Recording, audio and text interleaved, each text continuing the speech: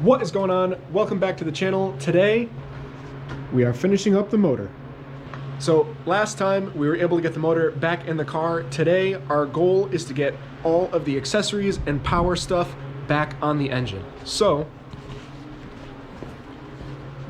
a couple things we've got over here. We've got stuff like the alternator, power steering, the intake stuff, radiator. I'd really like to get that back in, the fan, thermostat housing, the distributor.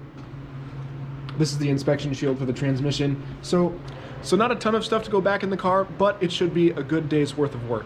So with that, I got tools, I got coffee, let's go.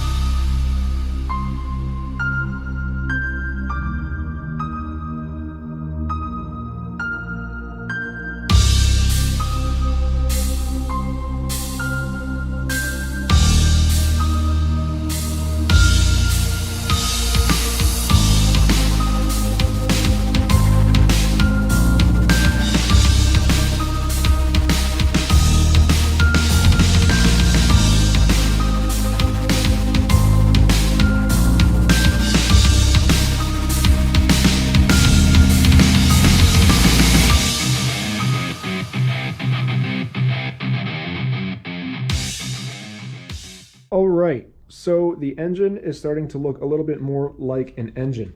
We've got the power steering pump on, got the alternator on, thermostat housing is underneath that little piece of cloth there. Got the distributor on as well.